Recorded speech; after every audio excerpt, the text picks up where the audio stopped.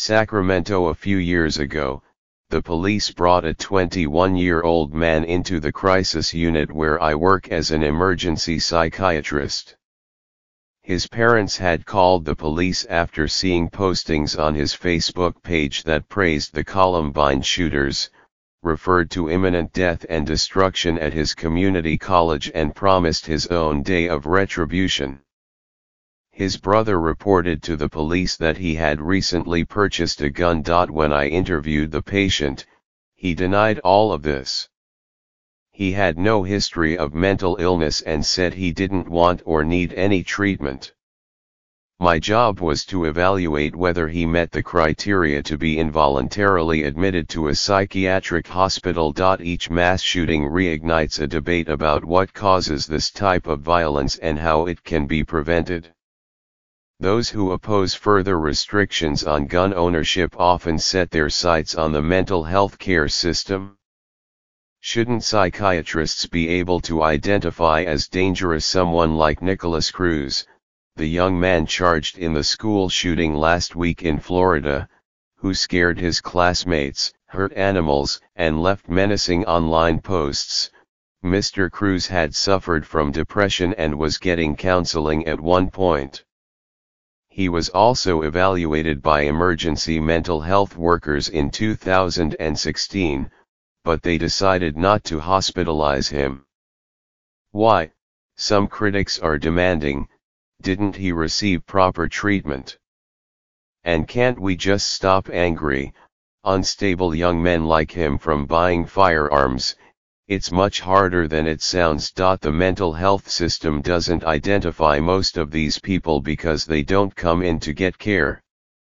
And even if they do, laws designed to preserve the civil liberties of people with mental illness place limits on what treatments can be imposed against a person's will. Here in California, as in most states, patients must be a danger to themselves or others because of mental illness before they can be involuntarily admitted to a psychiatric hospital.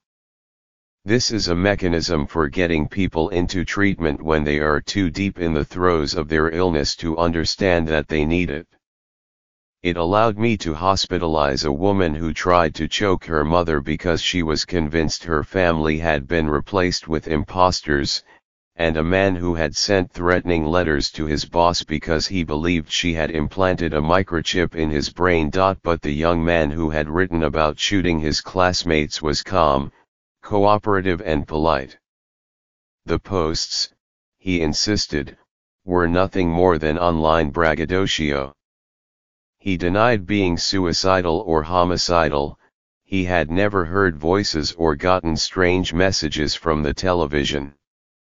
He admitted to having been bullied and was resentful of classmates who seemed to have more thriving social and romantic lives.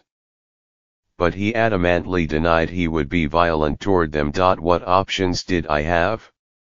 It was clear to me that he did not have a psychiatric illness that would justify an involuntary hospitalization, but I was reluctant to release this man whose story echoed that of so many mass shooters. I could fudge it a little, claiming to need more time for observation, and admit him to the hospital anyway. But within the week he would go before a hearing officer to contest being held against his will.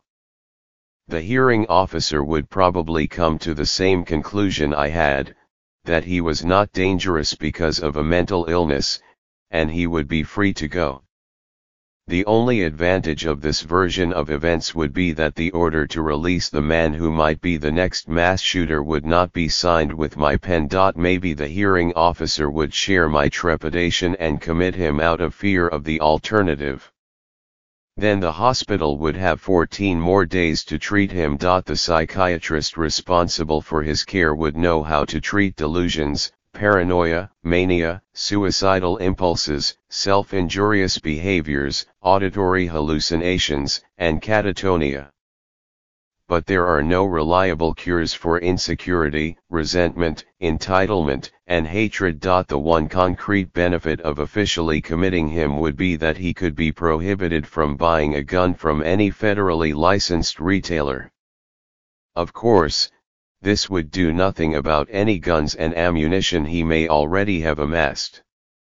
Nor would it deter him from getting guns from private party sales, which are exempt from background checks in many states. I ended up admitting this patient, and he was released by the hearing officer 2 days later.